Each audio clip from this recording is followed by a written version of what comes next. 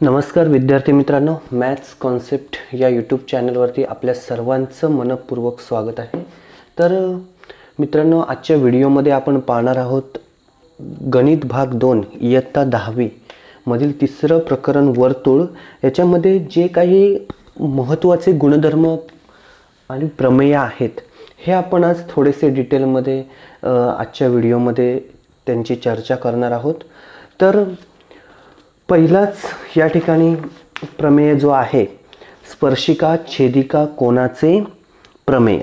Okay, तर हे जे आपण आजच्या व्हिडिओमध्ये जे काही प्रमेय बघणार आहोत ते प्रमेयांवरती बरीचशी उदाहरणं परीक्षेला विचारली जातात। तर त्या दृष्टीने हे प्रमेय महत्त्वाचे आहेत हे मी तुम्हाला व्हिडिओच्या पूर्वी हे तुम्हाला सांगावंसं वाटतं। कारण जर आपल्याला तो गुणधर्म आला, जर तो प्रमेय आला, तर आपण त्याच्यावरची उदाहरणं जी आहेत ती उदाहरणं सहजपणे सोडवू शकतो। ओके, तर पहिलं स्पर्शिका छेदिका कोनाचे प्रमेय।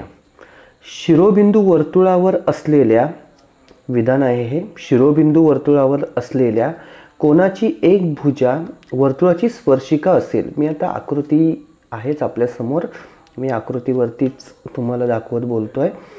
शिरोबिंदू वर्तुळावर असलेल्या कोनाची एक भुजा वर्तुळाची स्पर्शिका असेल आणि दुसरी भुजा वर्तुळाला आणखीन एका बिंदूत छेदत असेल तर त्या कोनाचे माप तर या कोनाचे माप, कोन एबीसीचे माप त्याने आंतरखंडित केलेल्या कंसाच्या मापाच्या निम्मे असते।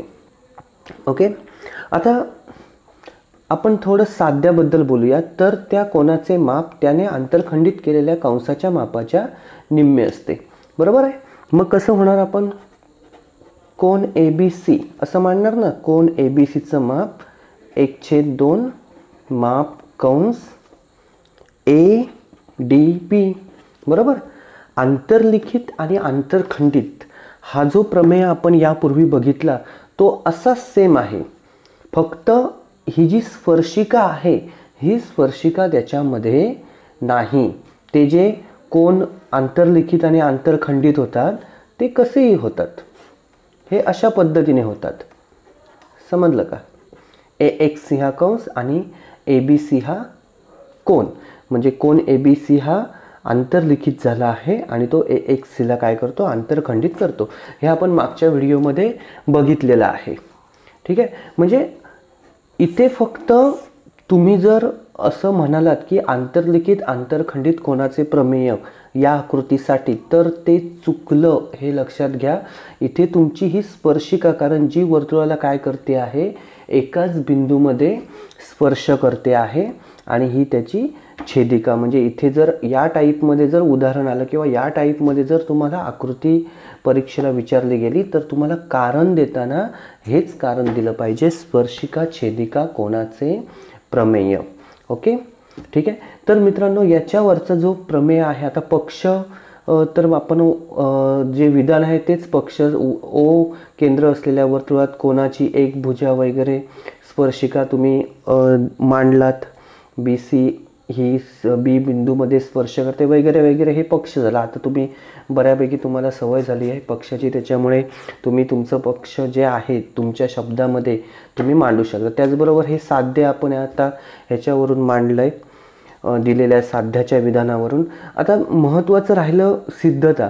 ह्या प्रमेयाची जी सिद्धता आहे ही पूर्णपणे आंतरलिखित आंतरखंडित जो आपण प्रमेय बघितला त्या प्रमेयासारखीच आहे, तुम्ही करू शकता ही सिद्धता।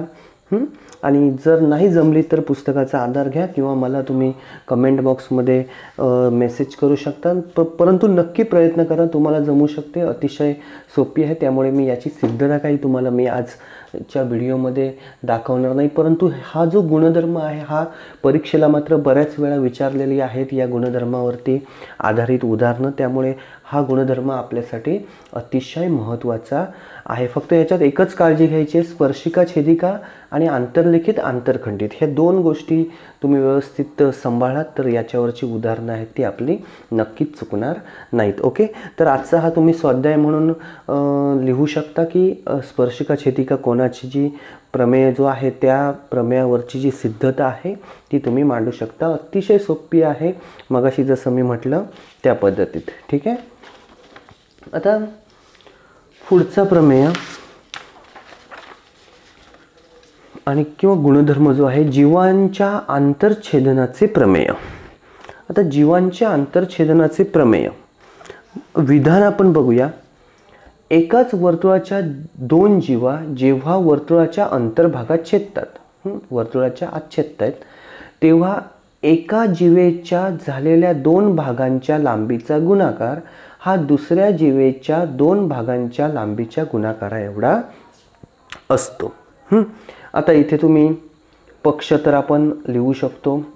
पी केंद्र असलेल्या वर्तुळात जीवा ए बी आणि जीवा सी डी आहेत आणि या वर्तुळाच्या अंतर्भागात बिंदू ई मध्ये छेदतात. अतिशय सिंपल आहे, ह्याच्यामध्ये तुम्हाला काही कुठलेही कष्ट नाही आहे. जसं विधान आहे तसंच. पी केंद्र असलेल्या वर्तुळात जीवा कुठच्या आहेत, ए बी आणि सी डी या जीवा आहेत आणि त्या वर्तुळाच्या अंतर्भागात छेदतायत ना, अंतर्भागात बिंदू ई मध्ये छेदतायत. अशा पद्धतीने तुम्ही काय मांडलं, त्याचं पक्ष मांडलं. येतंय लक्षात? बघा आता तुम्हाला इथे मी लिहिण्यासाठी प्रेरित करतोय कारण तुम्ही तुमचं पक्ष तुमच्या शब्दामध्ये लिहिलं तर ते अधिक चांगलं होईल. असं नाही की जे मी दाखवणार आहे तसंच तुम्ही लिहायचं आहे किंवा जसं पुस्तकात आहे तसं लिहायचं आहे. तुम्ही तुमच्या शब्दामध्ये मांडलात तरी चालेल. ओके, आता साध्य. साध्य काय आहे बघा. हां, एका जीवेच्या झालेल्या दोन भागांचा गुणाकार. आता जीवा ही ए बी आहे, ह्या जीवा ए बीच्या झालेल्या दोन भागांचा गुणाकार म्हणजे काय, ए ई गुणिले ई बी. हा जो गुणाकार आहे दोन भागांच्या लांबीचा गुणाकार हा दुसऱ्या जीवेच्या दोन भागांच्या लांबीच्या गुणाकारा एवढा असतो. आता दुसरी जीवा कुठची आहे, सी डी. त्याचे भाग कसे झाले आहेत, सी ई गुणिले ई डी. समजलं? म्हणजे अशा पद्धतीने आपण काय लिहिलं, त्या जो प्रमेय आहे जीवांच्या आंतरछेदनाचा त्याचं साध्य लिहिलं. आता इथे मी रचना ऑलरेडी करून ठेवली आहे. बघा काय रचना आहे, ए सी आणि बी डी जोडले. ठीक आहे, ए सी आणि बी डी जोडले. बघा आकृती, पक्ष आणि साध्य आणि रचना. आता सिद्धता बघा. आता ए सी आणि बी डी जोडल्यामुळे दोन त्रिकोण तयार झाले. ते कुठचे त्रिकोण आहेत, सी ए ई त्रिकोण. सिद्धता इथे मी लिहितो, त्रिकोण सी ए ई व त्रिकोण बी डी ई. बी डी ई मध्ये सगळ्यात महत्त्वाचं पहिलं बघा, कोण ई इकडे आहे, इकडे आहे म्हणजे हा कोण तुम्ही विरुद्ध दाखवू शकता. ए ई सी एकरूप कोण डी ई बी. याचं कारण काय, विरुद्ध कोण. ठीक आहे, त्यानंतर कोण सी ए ई,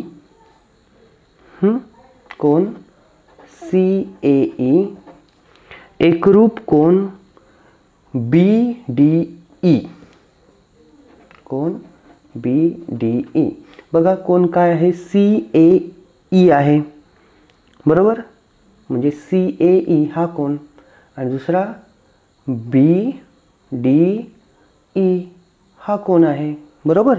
मग हे कुठचे कोण आहेत, तर हे दोन्ही जे कोण आहेत हे दोन्ही कोण कसे आहेत, एकाच वर्तुळ कंसात आंतरलिखित झालेले कोण आहेत. एकाच वर्तुळ कंसात अंतर्लिखित कोण आहेत. लक्षात? म्हणून त्रिकोण सी ए ई समरूप त्रिकोण बी डी ई. ह्याचं कारण काय, कोको कसोटी. लक्षात? फक्त ह्या दोन स्टेप आहेत, बाकी त्याच्यामध्ये काही नाही. आता बघा, सी ए छेद बी डी बरोबर ए ई छेद DE बरोबर CE छेद BE. आता आपल्याला साध्य काय पाहिजे, AE गुणिले EB. AE गुणिले EB म्हणजे आपल्याला हे दुसरं गुणोत्तर हे पुढचं गुणोत्तर घ्यावं लागेल बरोबर CE गुणिले BE. बघा AE गुणिले BE बरोबर CE गुणिले DE किंवा ED. म्हणजे हे साध्य जे आहे हे साध्य आपल्याला या ठिकाणी मिळतं. AE गुणिले EB बरोबर CE गुणिले D. अतिशय 2 स्टेप मधला प्रमेय आहे. आणि इथे तुम्ही कारण द्यायचं आहे समरूप त्रिकोणांच्या संगत भुजा. समरूप त्रिकोणांच्या संगत भुजा. अतिशय सोपं प्रमेय आहे.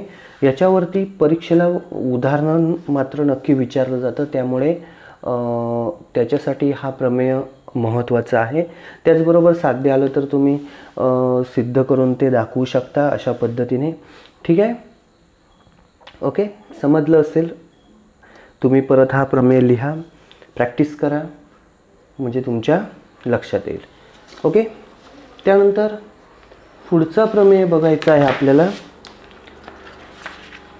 जीवांच्या बाह्य छेदनाचे प्रमेय. ठीक आहे, जीवांच्या बाह्य छेदनाचे प्रमेय. आता विधान बघा, एकाच वर्तुळाच्या AB आणि CD या जीवांना सामावणाऱ्या AB आणि CD ओके या जीवांना सामावणाऱ्या वृत्तछेदिका परस्परांना वर्तुळाच्या बाहेरील E बिंदूमध्ये छेदत असतील तर AE गुणिले EB बरोबर CE गुणिले ED हे आपल्याला दाखवायचं आहे. बरोबर. आता पक्ष वर्तुळात तुम्ही हे आता सगळंच AB आणि CD ह्या जीवा वृत्तछेदिका परस्परांना बाहेरील E बिंदूमध्ये छेदतात, हे झालं पक्ष. साध्य आता हळूहळू आपल्याला जमलं पाहिजे, कारण आपलं आता तिसरं प्रकरण सुरू आहे. CE गुणिले ED हे काय झालं, आपलं साध्य झालं. आता रचना काय, रेख AD आणि रेख BC काढले, AD व BC काढले.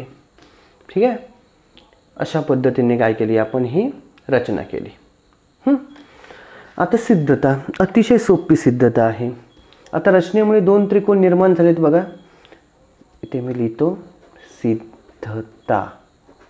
ओके, 2 त्रिकोण कुठचे निर्माण झाले, त्रिकोण ADE, त्रिकोण ADE व त्रिकोण CBE, त्रिकोण CBE, त्रिकोण ADE आणि त्रिकोण CBE. आता याच्यामध्ये पहिलं काय, जर तुम्ही बघितलात तर E हा कोण काय दिसतोय, दोघांमध्येही दिसतोय. म्हणजे आपण पहिलं काय लिहू शकतो, कोण AED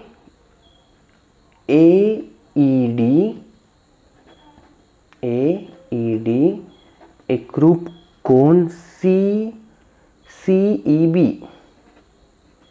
याचं कारण काय, सामायिक कोण. अतिशय सोपा भाग आहे. त्याच्यानंतर कोण DAE. बघा DAE ADE याच त्रिकोणामध्ये आपण बघतोय. कोण DAE एकरूप कोण. बघा परत एकदा DAE म्हणजे हा संपूर्ण इथपर्यंत DAE हा कंस आंतरखंडित करतोय आणि इथे तो आंतरलिखित होतोय. आणि दुसरा कोण BCE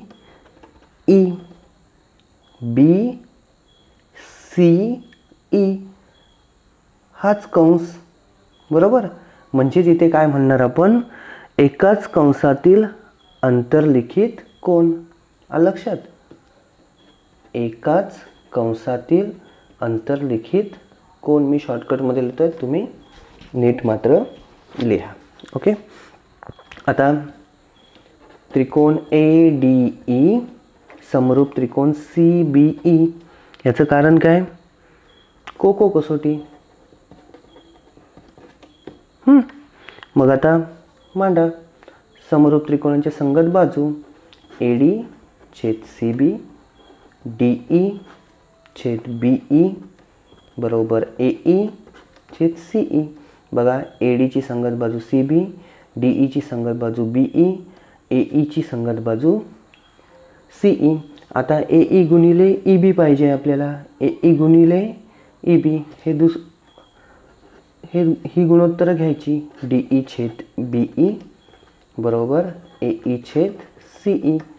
म्हणजेच DE गुणिले CE बरोबर AE गुणिले EB. म्हणजेच ED गुणिले CE बरोबर AE गुणिले EB.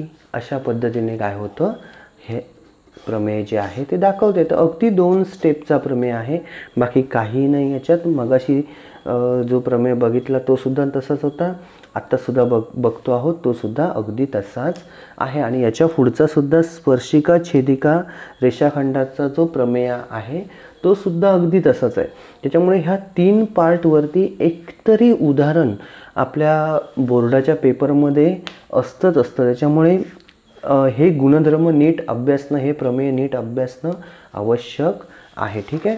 तर आता शेवटचा आपण प्रमेय बघतो आहोत. स्पर्शिका छेदिका रेषाखंडाचे प्रमेय अगदी तसाच आहे, काही त्याच्यामध्ये हे नाही. हवं तर तुम्हाला मी हा सुद्धा होमवर्कसाठी देऊ शकतो, परंतु आपण बघूया. मी सांगतो तुम्हाला, थोडीशी चर्चा करूया आता. स्पर्शिका छेदिका रेषाखंडाचे प्रमेय. वर्तुळाच्या बाह्य भागातील E या बिंदूतून काढलेली वृत्तछेदिका. E या बिंदूतून काढलेली ही वृत्तछेदिका वर्तुळाला बिंदू A व B मध्ये छेदत असेल, वर्तुळाला बिंदू A व B मध्ये छेदत असेल आणि त्याच बिंदूतून जाणारी स्पर्शिका वर्तुळाला T मध्ये स्पर्श करत असेल, तर EA गुणिले EB बरोबर ET चा वर्ग. हे काय झालं, आपल्याला दाखवायचं साध्य झालं. ठीक आहे. आता रचना इथे मी केली आहे बघा. पक्ष तर हे समोरासमोर आहे, जसं ते विधान आहे तसंच ते त्याचं काय आहे, पक्ष आहे. त्याच्यामुळे त्याच्यात काही चेंजेस जास्त होणार नाही. ठीक आहे. त्यानंतर रचना AT आणि TB काय केले, जोडले. ठीक आहे. मग आता त्रिकोण EAT, त्रिकोण EAT व त्रिकोण ETB. आता हे 2 त्रिकोण आहेत. ह्या 2 त्रिकोणांमध्ये बघा तुम्हाला काय काय दिसतंय ते. पहिलंच तुम्हाला इथे E हा सामायिक दिसतोच आहे, म्हणजे कोण E काय झाला, सामायिक झाला. त्यावरून तुम्ही काय म्हणू शकता, AET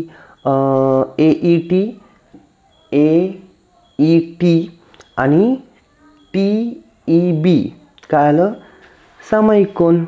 ठीक आहे.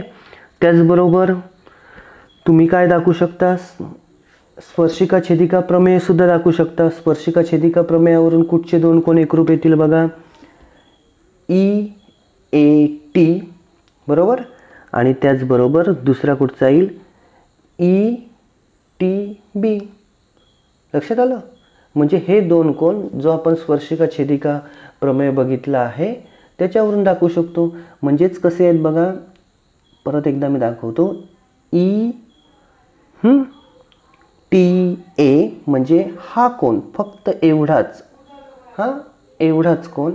आणि दुसरा कोण ETB बरोबर. ETB हे दोन्ही कोण काय करतायत बरोबर, लक्षात येत आहे. म्हणजे स्पर्शिका छेदिका प्रमेय या ठिकाणी आपण मांडू शकतो आणि नेहमीप्रमाणे हे दोन त्रिकोण काय होतील, कोको कसोटीनुसार एकरूप होतील आणि समरूप त्रिकोणांच्या संगत बाजूंवरून आपण काय करू शकतो, हे साध्य बघा. तुम्ही प्रयत्न करून बघा.